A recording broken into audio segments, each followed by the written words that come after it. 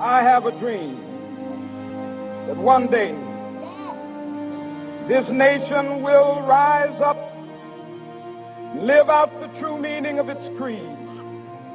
We hold these truths to be self-evident that all men are created equal. I know now that no matter how hard I study, how rich I am, how talented and charming I am, it is my character and my choices that will get me far in life. I have a dream that my 4 little children will one day live in a nation where they will not be judged by the color of their skin, but by the content of their character. I have a dream today. I believe, so I know our world, our nation will get better, because all things are possible if we put our minds to it.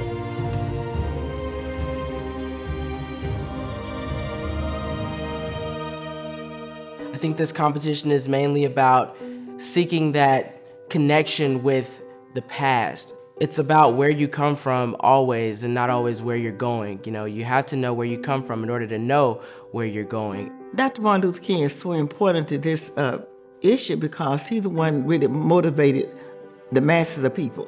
Well, I learned that he was a visionary, and he always believed that if we converted to violence, then no one would take us seriously. Our managing partner, who was a man named Don McCleary, wanted to make sure that we as an organization were doing what he believed to be the right thing in supporting the ideals which the holiday represents.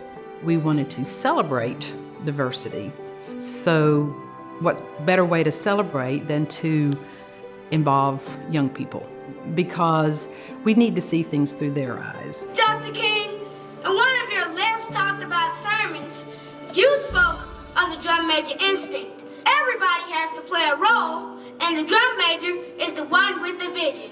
The competition in Dallas has grown considerably over time. The very first year we did it in our conference room, and the crowd was relatively small. Now it's performed at the Majestic Theater, and the crowd is huge, and we've also expanded the competition to Houston. My favorite part about the competition was mostly the competition itself, being able to be surrounded by so many of my peers. I had to learn from them and ultimately compete against them, and that's something that I loved about the competition. I dream of becoming an engineer of mankind, an architect of great scholars, a contractor of community service. My goal is to be great at all of it. It's fun, but at the same time it's very challenging because you have to memorize the whole speech, deliver it in front of everyone, and then you have to not get nervous on stage, so challenging. No, the world won't get much better if we just let it be. No, the world won't get no better. We gotta make a change, just you and me.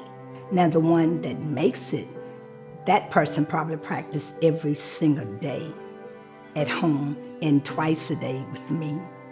Waking up early, saying my speech before school, lunchtime, saying my speech. It was very lot of speaking.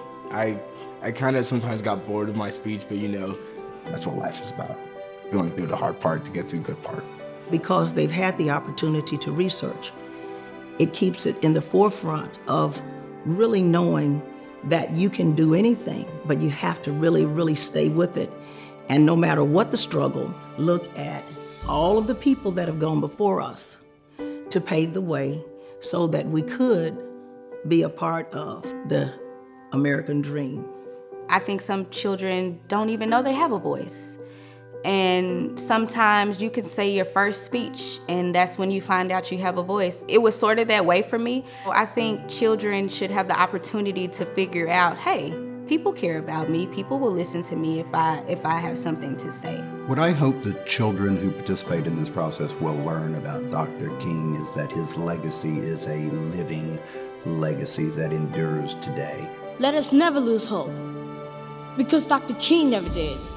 And that is why his dream's still alive today. Free at last, free at last.